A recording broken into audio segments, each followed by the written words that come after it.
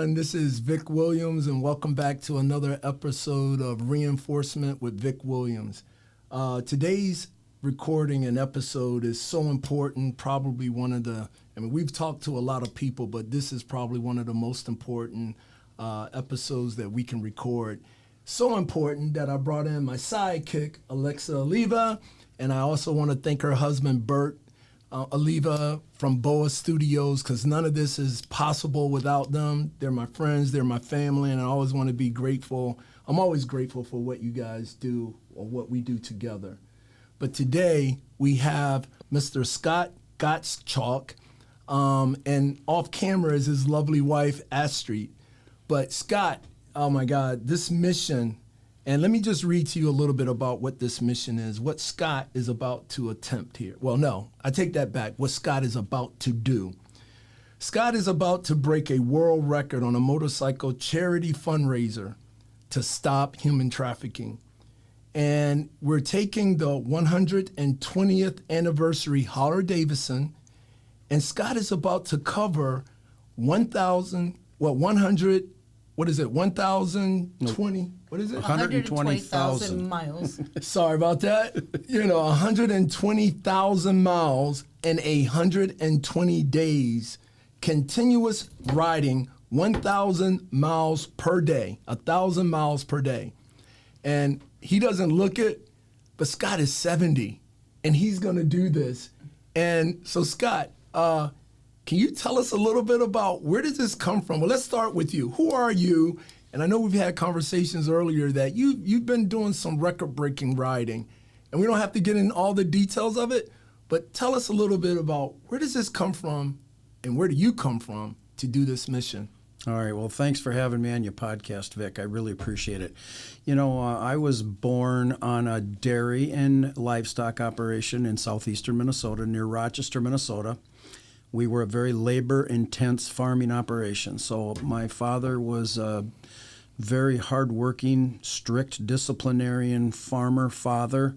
My folks were married 70 years and worked his whole life on the farm, and I grew up with that kind of a work ethic.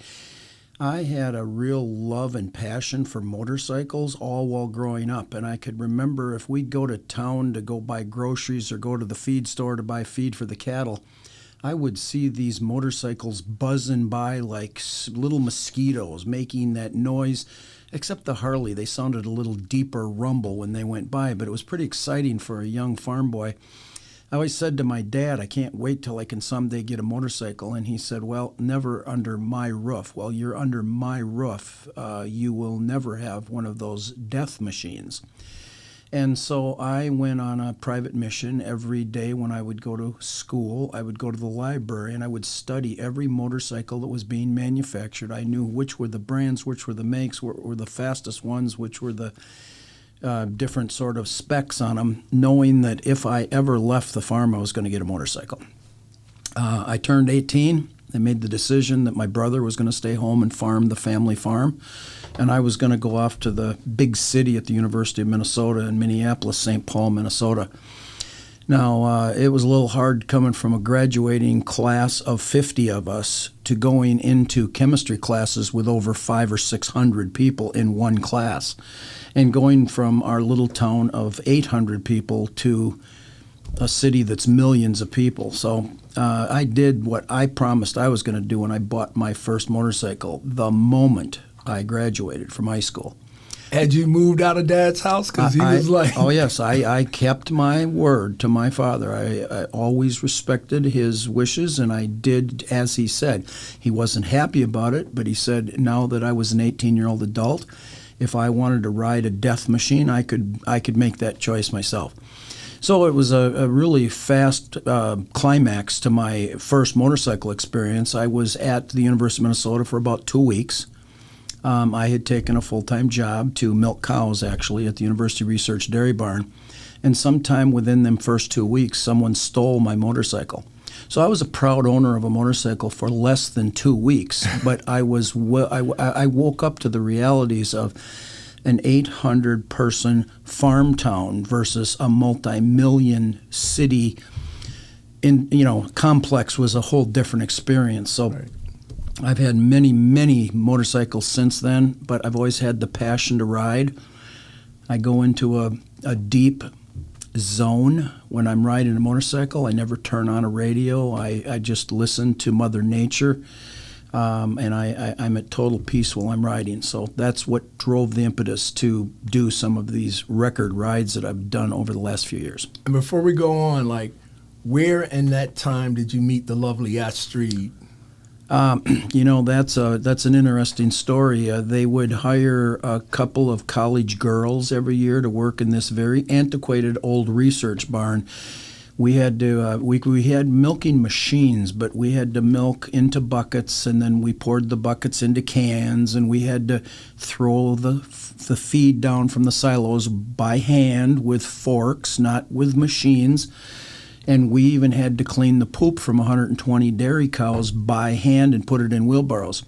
They would always hire one or two girls, college co-eds, every year to do that. And I never minded girls that would get paid the same as us big strapping farm boys that were doing this job, as long as they worked the same as we did. Mm-hmm. Most of them didn't, and most of them wouldn't. And like my motorcycle, they disappeared after a couple weeks.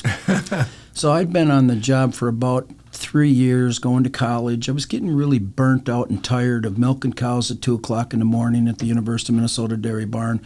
I'd seen these girls come and go, and I knew what to expect. And I walked in one day into the office, and there sits a blonde girl sitting in the corner, and the old cantankerous boss says to me, "You know, Mr. Scott, we just hired us a Meeker County dairy princess from central Minnesota, and I think this time this one's going to show you a thing or two." And I said, "The heck she is." And I went running out of that door, and I tell you, that girl caught up to me, and she tapped me on the shoulder, and she says, "Did I do something wrong?" And I said, "Well, you haven't yet, but you're going to." Now, I will tell you that same girl, and that was 45, 46 years ago, she could out-milk me, outwork me, out-scoop cow poop better than me. She was probably the hardest working, most lovely person I've ever met in my life. And I've been married to her now for 44 years, wow. And she's the mother of my children, so I love her dearly. That's awesome. And I know, before we get into more of the story, so I just met you today, and we spent like a couple hours chatting about this whole mission. But you guys really came together from meeting my good friends, mm-hmm. Bert and Alexa. Yeah. So how did that even come about?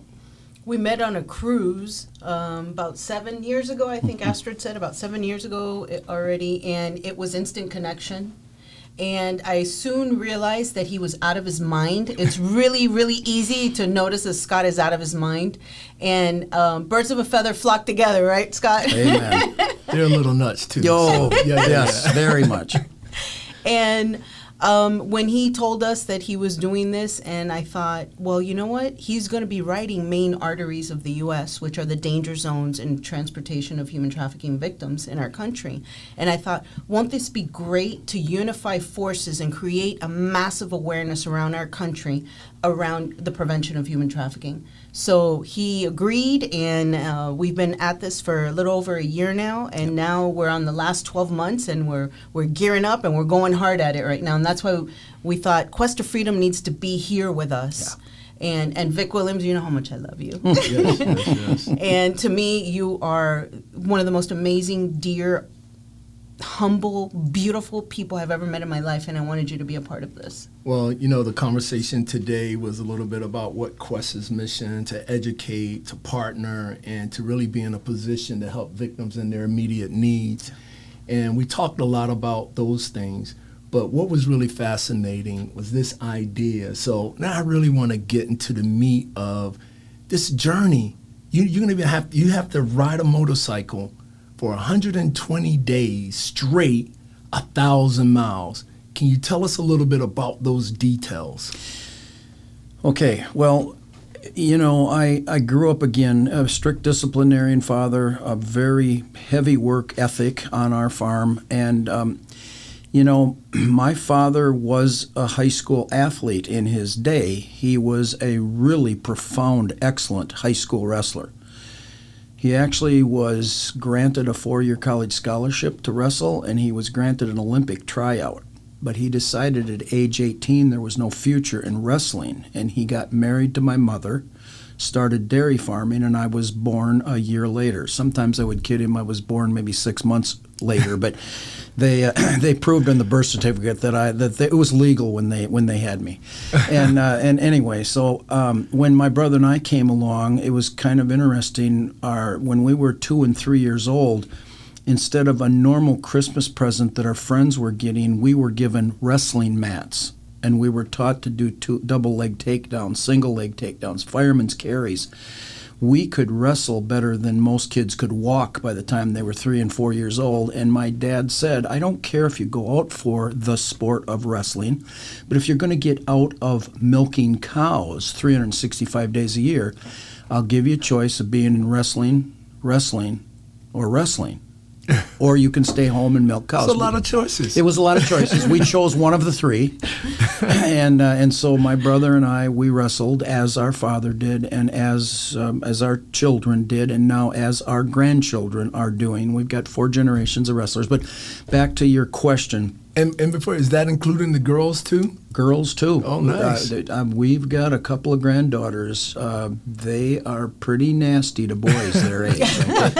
I love that, especially with human trafficking. I wish you could give our survivors and victims, imagine women growing up in that space to, take protect care themselves. Of. Yeah. It is amazing to me. It really is amazing. That's awesome. And so, so there's this competitive wrestler's urge that's always been an instinct within me and my family and multi-generations. And as I started getting so passionate about motorcycle riding, I've said I really respect someone that runs a 26.2 mile marathon. Okay, that's nothing I want to do. Right.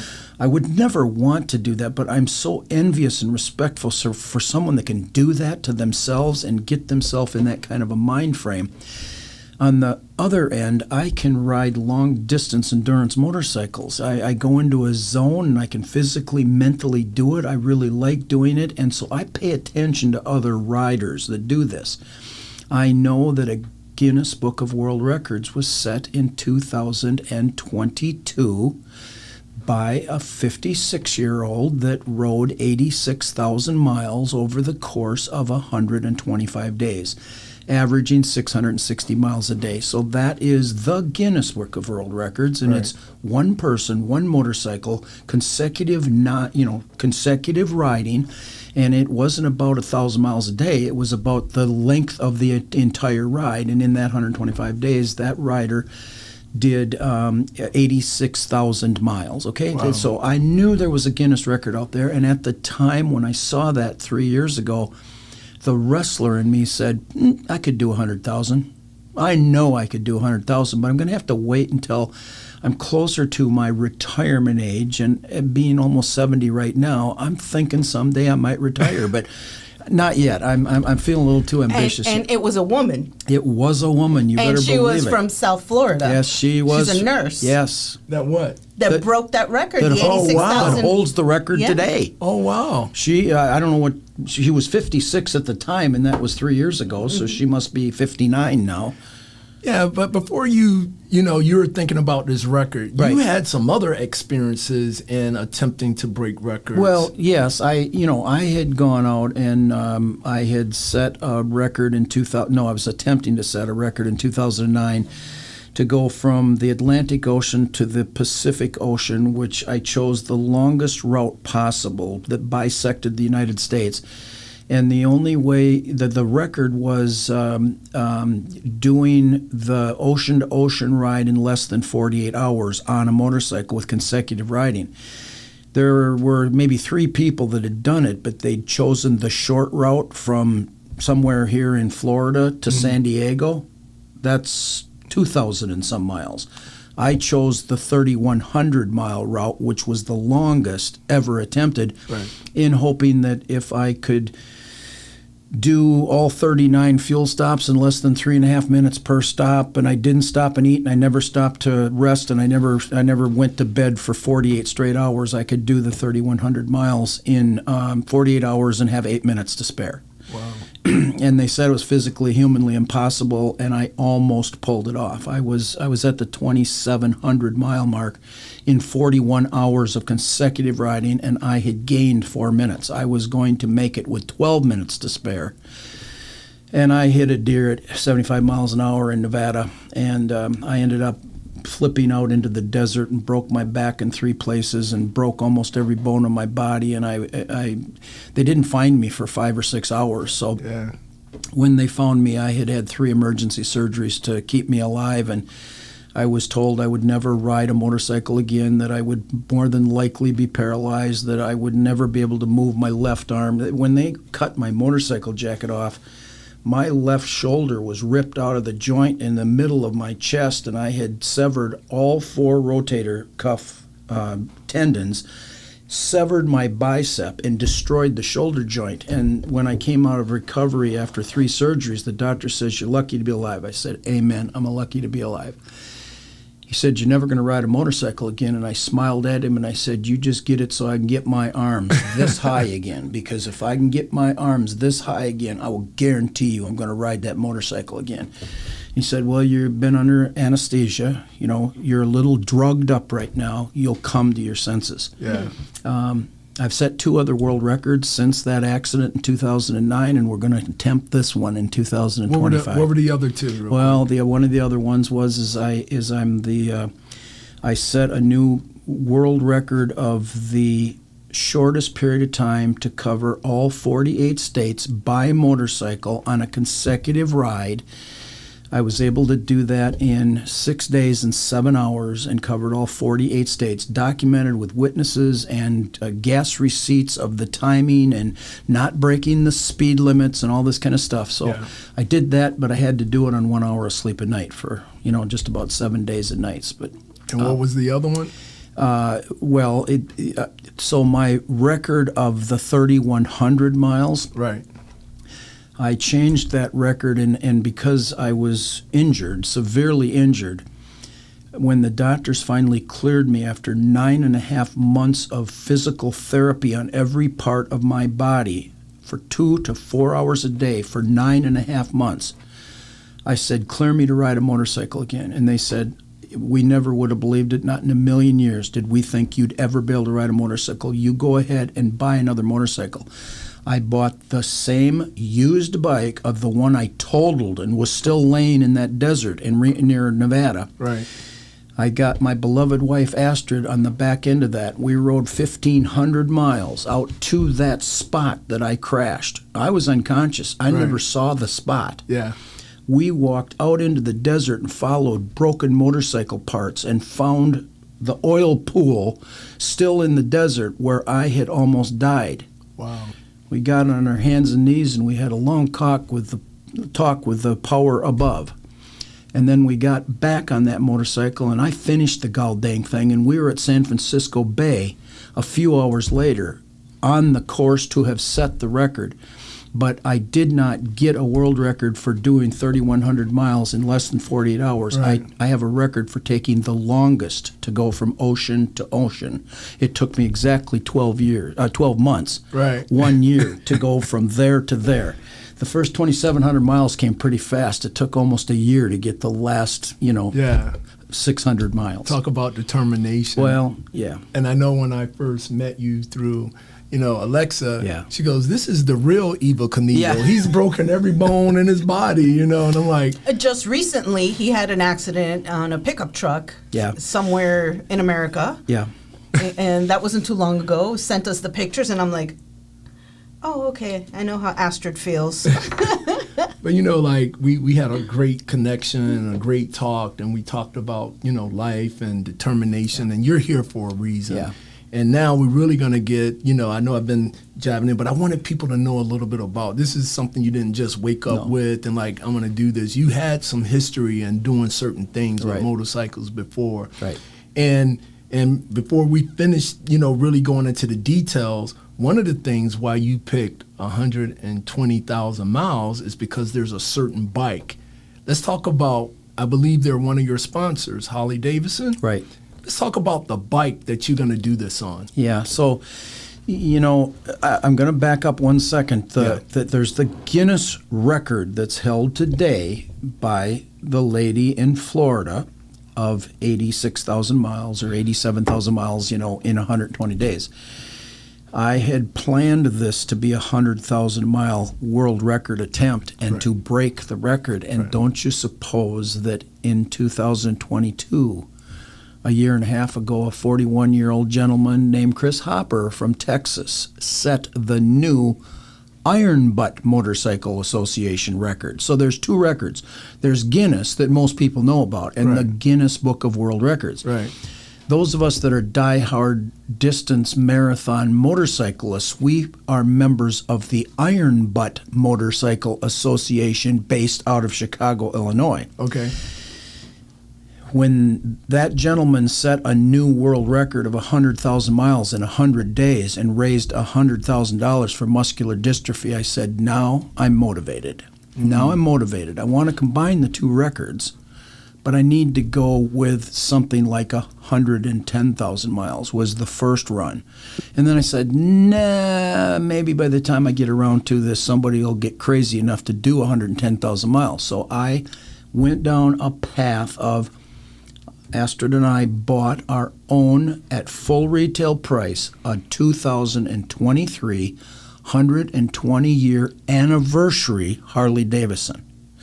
It was placed on display in our Harley Davidson dealership in St. Cloud, Minnesota, where it was going to sit and on display as a potential world record setter and a donation pledge card kind of a situation.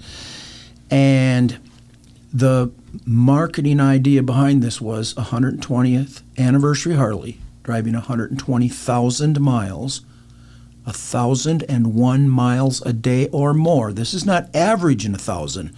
The first day you hit 999 miles, the record stops. It has to be 1,001 miles every 24 hours, so 120,000 in 120 days. And I got very passionate about learning about human trafficking and sexual exploitation and sexual trafficking of children. I really became offended to learn that, number one, it's the fastest growing crime in the world. And I'm sitting in the home of the country with the worst problem, and that really irritated me badly.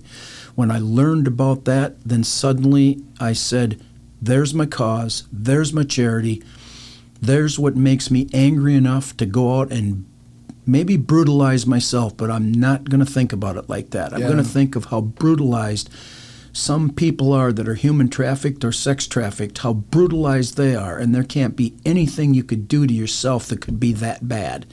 And so that became my goal and my mission, and again, so today there's a record at 87,000, there's a record at 100,000, and I'm going to combine the heavyweight belts, and we're going to see if we can make it one belt. Stop saying you're going to do this. If you spend 10 minutes with this guy and he's 70, I turned 60 and I'm like, I ain't doing that. I can't do that. But I feel your energy. And I know you said something to me, in our first meeting, where you live, and why this is so passionate to you, because you don't even feel comfortable at this point letting your granddaughter walk to the end of the road to get the mail.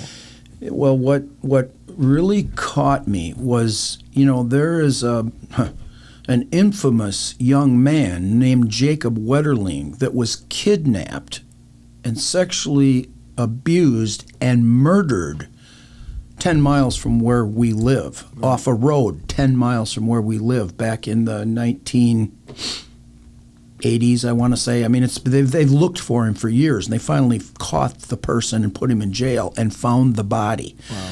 But Jacob Wetterling was the first of kidnapped children, and the child on the milk carton thing. This child has gone missing.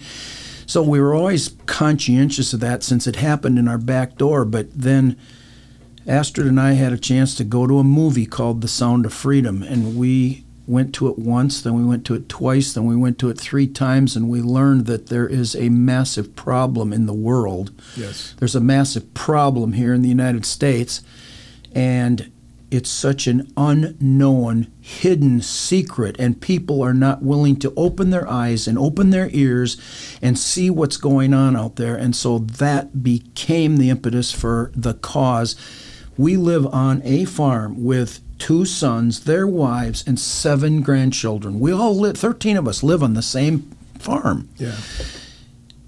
We no longer let our grandchildren walk a third of a mile down our long driveway to get the mail from the mailbox at the end of a. I joked with Alexa yesterday. I said, you know what? It's a little busier traffic here in Miami than on our road. We sometimes see 2 cars a day go down our road. Yeah.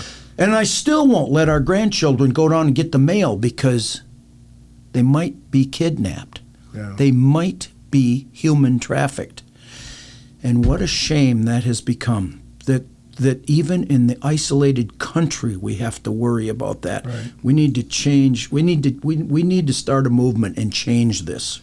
You know, and you know, it's great meeting with you because you're coming into this realization that, you know, I've been working in this space for 14 years, trying to reach people like you. And sometimes it takes that movie, you know, I always say, who's that person that's going to be trafficked, that's really going to bring attention to the attention that it needs? And because in my opinion, it's not just where all experts agree that it's the fastest growing crime in the world. To me, it's the #1 crime in the world. Yeah. You know, and so we talk a lot about sex trafficking, but labor trafficking is 60 to 20% of all trafficking. But your mission, we're talking the details, 18 hours a day. Every day I'll start at 3 o'clock in the morning. It'll have to be more rigid and more formal than a NASCAR race, okay? So it will be on the bike every morning at 3 o'clock in the morning. I will go 17 to 18 hours. I will only stop for fuel. I will not stop to eat or drink. I will have protein shakes, some electrolyte solution on the bike with me. I'll have protein bars, and I will get by all day long with that. And I know you want to ask me how am I going to go to the bathroom, and I'm not going to tell you, okay? I'm not going to tell you, but we'll get that figured out, okay? And every night I make it into my stop for the night after a 17 or 18-hour day on interstate highways doing 70 to 75 miles an hour. Think of the duration and the demands of a machine and a man to do that. So we'll get in at 8 or 9 o'clock at night. I'm going to have to drop the bike off at a Harley-Davidson dealer. There's 17 of them I've met with along this route, this already pre-ridden and pre-planned route. And they know that every 10 days they have to change a complete set of tires on that motorcycle. And they got to do it at 10 o'clock at night because I'm leaving at 3 in the morning. I can't wait till they open up at 10 o'clock tomorrow morning. And they got to change oil every 5 days. And they got to make sure the thing's going to keep going. And somewhere in there, I'm going to drop the motorcycle off. And I've got a doctor that told me he's going to make me walk a mile to a restaurant and have 1 hot meal a day at 9 o'clock at night. And he says, I'll tell you what you're going to eat. You're not having a cheeseburger and fries. Yeah. I can hardly wait to eat all the salads and garbage that he wants me to eat. And then after I walk that mile, I have that sit-down meal. He's going to make me walk back again. And then I'm going to finally take a shower. I'm going to check in. I'm going to sleep for 2 or 3 hours, and I'll be gone again at 3 o'clock in the morning. And I got to do that 120 days in a row and hope we can hold up to it. I have a question. Have you talked to the doctor about milk during the 120 days? I have. I'm a huge milk drinker, but we have to be a little careful because I can't haul a perishable with me during the day with the heat and all this. So I'm going to use actually a non-dairy protein drink that's very high nutrition. And, you know, I mean, it'll be fine if I drink it in 90 degrees. Now, I don't want to drink 90-degree milk, so it is a challenge to me. I'm a dairy farmer, and milk is very important in my life. Right.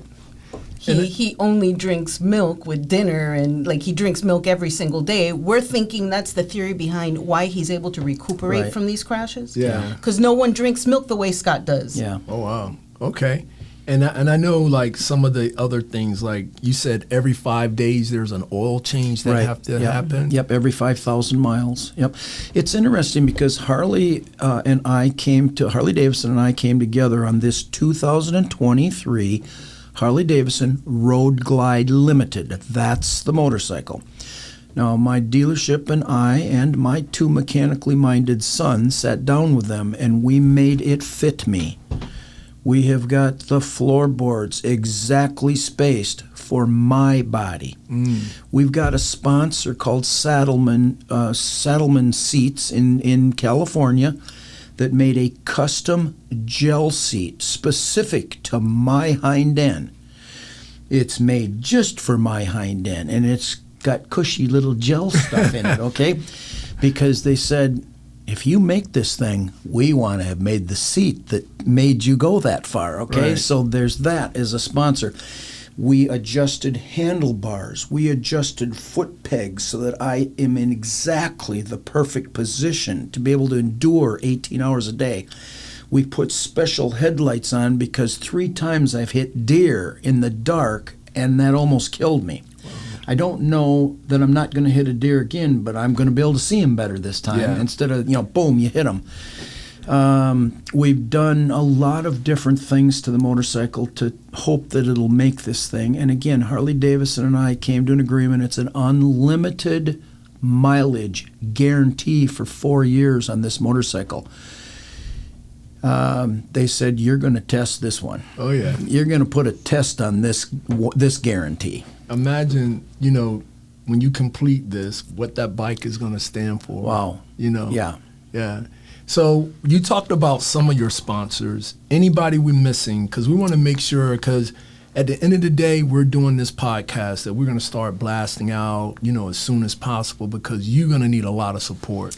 And some of the, let's talk about the. I wanted, number one, to talk about Formafeed. Yeah. And I want you to mention what they're doing. Yeah. Okay, so I'm going to back up. I was a dairy nutritionist and dairy consultant and international dairy consultant for Land O'Lakes, the famous butter company. I was the first ever field nutritionist they ever hired in 1980. And I worked 35 years for them, and I did international assignments in Afghanistan and Lebanon and Africa and Siberia and all over the world, helping humanitarian efforts to help impoverished, underdeveloped nations feed their starving people, okay? So I've always had this drive to help others and do it for the right reasons, okay? So that was one of our first sponsors. Land O'Lakes donates some dollars every year until I do this ride, and I'm a retired Land O'Lakes employee. Right. I appreciate that dearly. So I'm currently working. I retired for 7 days. I got really bored after 7 days of being retired, and I was only 60 at the time. And I just, after 7 days, my family wanted to kill me and said, "Will you go back to work? You're driving us nuts." And so 7 days later, I went to work for a company called Formafeed. That is, it's a family.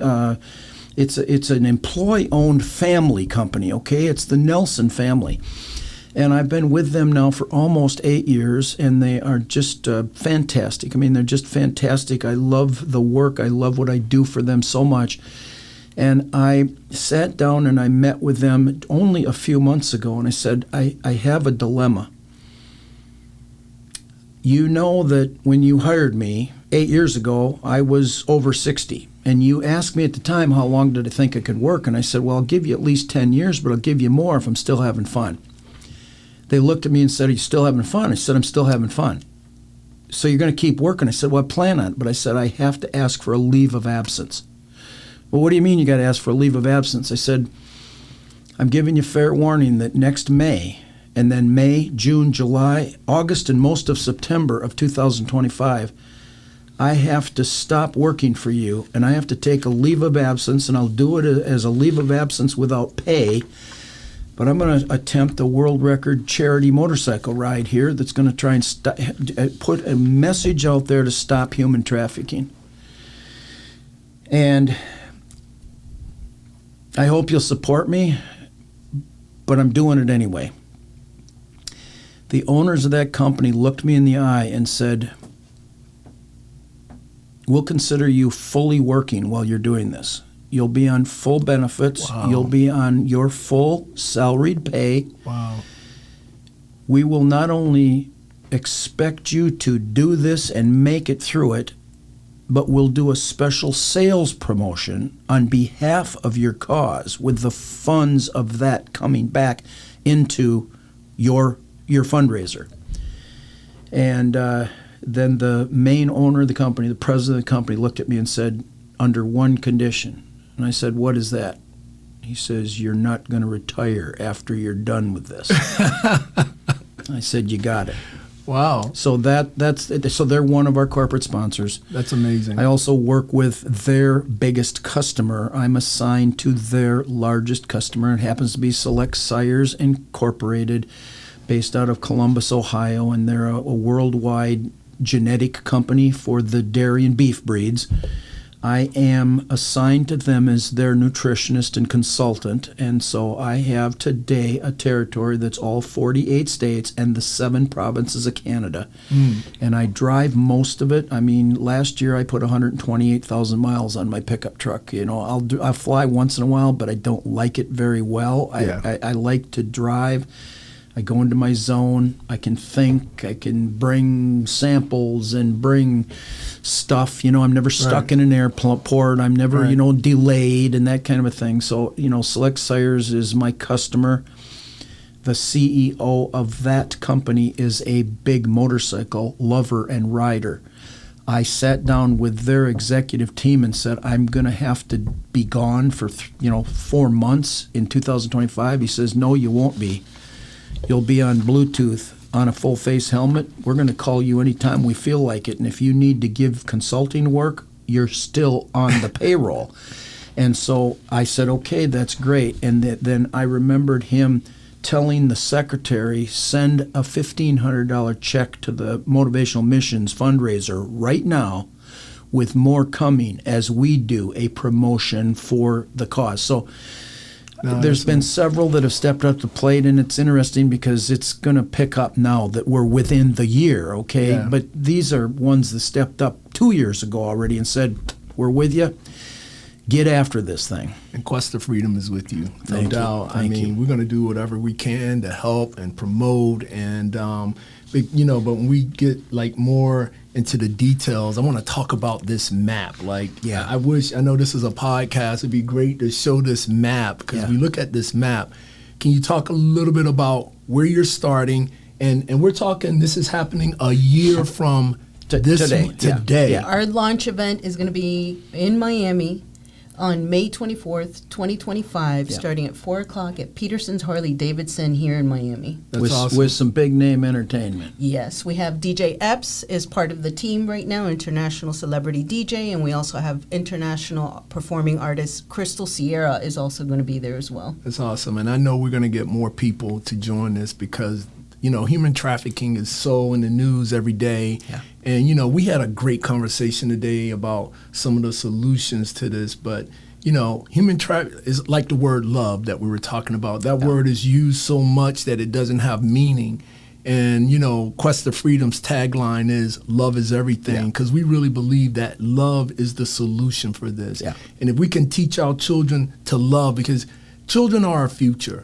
And if we want to set them up to deal with the world's issues, they have to be secure within themselves. For sure. And if you can love yourself, Yeah. and a true measurement of love are the boundaries you set, educating people how, you allow them to treat you. You can't speak to me that way. You can't treat me that way. When we love ourselves, we give love. Yes, we do. And we had this great conversation, and we talked about you and Estree's love and what you've given to your family. But so along this route, there are going to be stations, there are going to be education.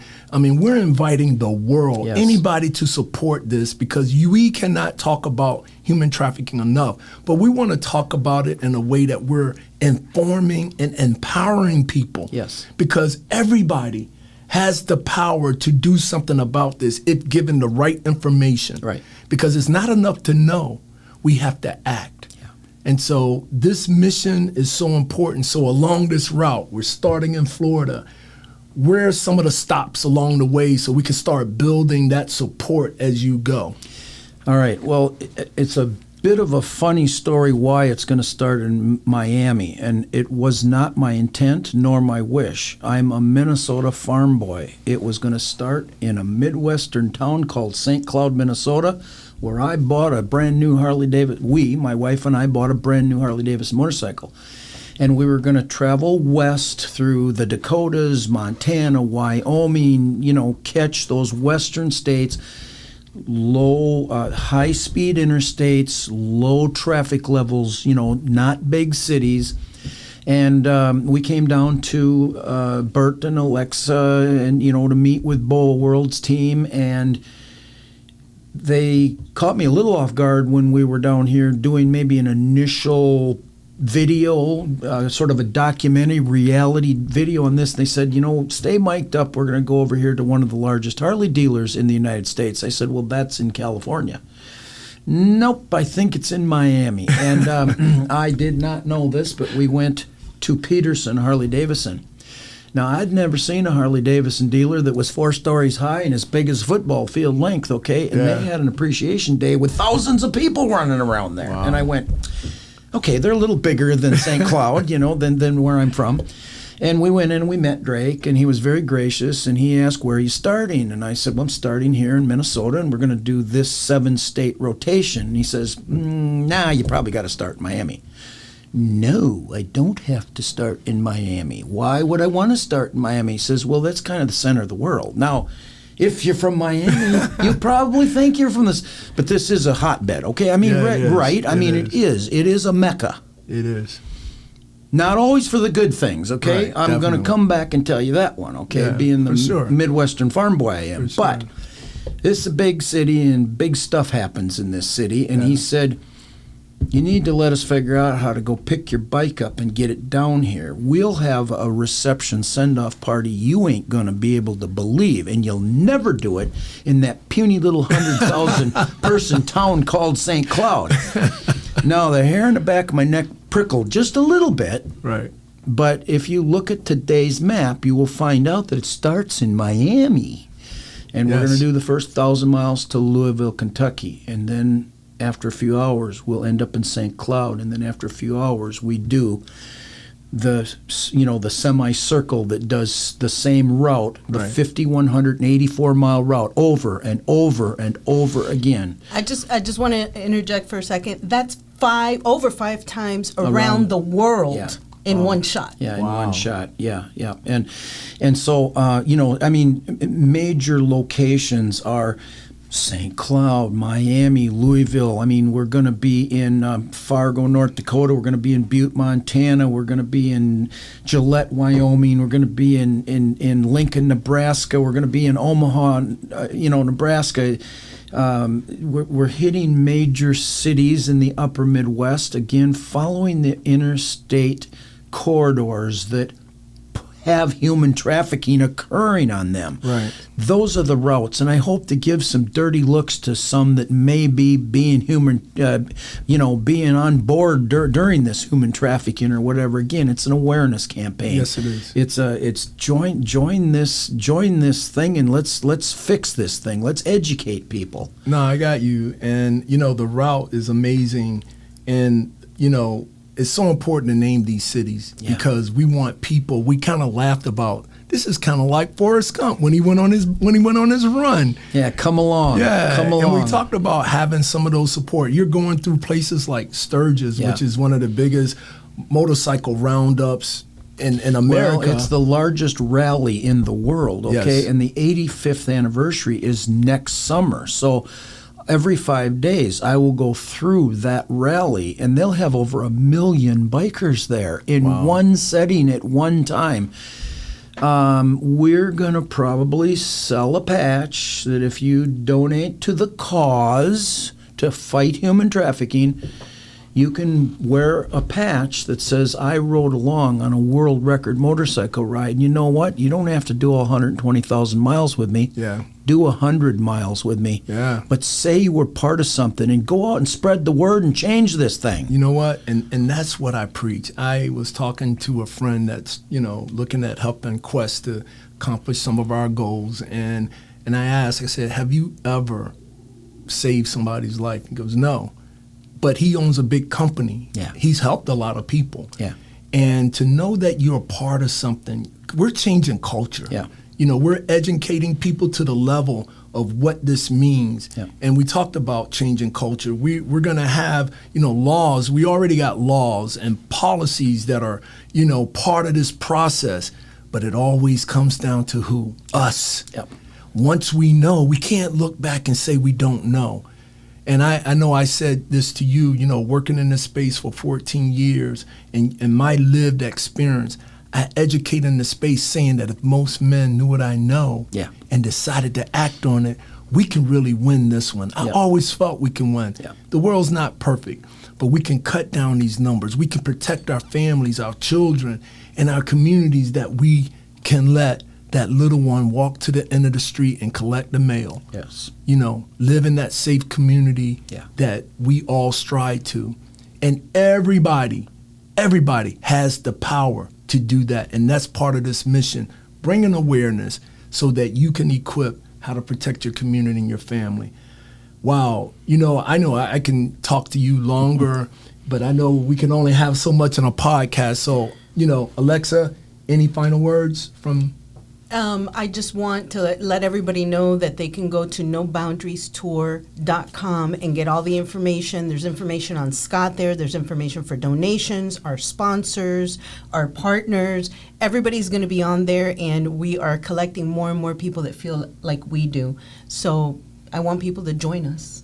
And I just want to say, I always love working with Boa, Alexa, and Bert. They're family to me. And we have done some good work together and, in the past, and we continue to do this. And I want to thank you guys for introducing me to this amazing human being, because if anyone can do it, you will do it. That's right. We believe in Scott above all. But it's just that. I mean, imagine what you're doing. You're 70. I was tripping because I turned 60 a week ago. I'm like, I'm 60. You're just a youngster yet. I know, but just to have an idea to do this, and I wish people, and they will see you. A dairy farmer. Yeah, and they will see you and feel your energy and see your strength and your passion. And his love. Yeah, and so I'm going to leave the last word to you, other than my closing statement. What do you want to leave the people with in this last few words, to whether it's supporting you, understanding what this mission means to you and your family? What do you want to say, Scott? Well, I want to say that you should never quit. Don't give up on your dreams or your goals. If you stop dreaming and setting goals, you are brown and dying. You're not green and growing. So I've had 8 motorcycle accidents, and they say fewer than 0.1% of the bikers ever get back on a bike that had a catastrophic motorcycle accident. I'm going to get back on it and try and do 120,000 miles. The reason I am is I believe there's a greater power that's driving me. I believe we need to start this mission and get this word out and do some good for some people. And you should leave a legacy that says you paid it forward and did some good. When you leave this earth, have made a difference, and that ain't sitting on your butt. Well, actually, I will be sitting on my butt.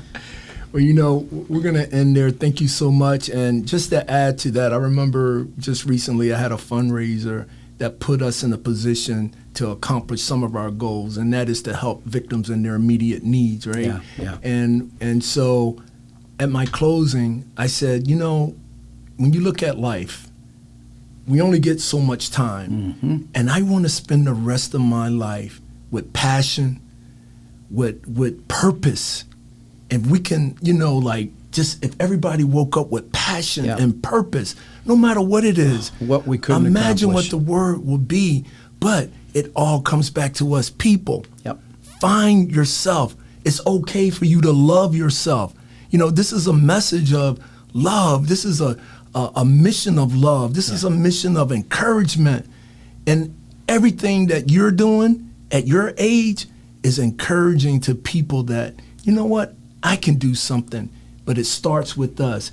And so I would leave thanking you for taking on this mission. What an honor to meet you. You have Quest of Freedom support, and questofreedom.org will be posting this stuff. People that want to go out to it, this message is going to go out, and I hope they feel the passion and love for this mission that we have for this cause. Thank everybody for coming and listening to Reinforcement with Vic Williams, Alexa Oliva, my sidekick, and Mr. Scott Gottschalk. Yeah, that's a tough one, but thank you so much, sir. Thank you, Vic. And bless you. Thank you.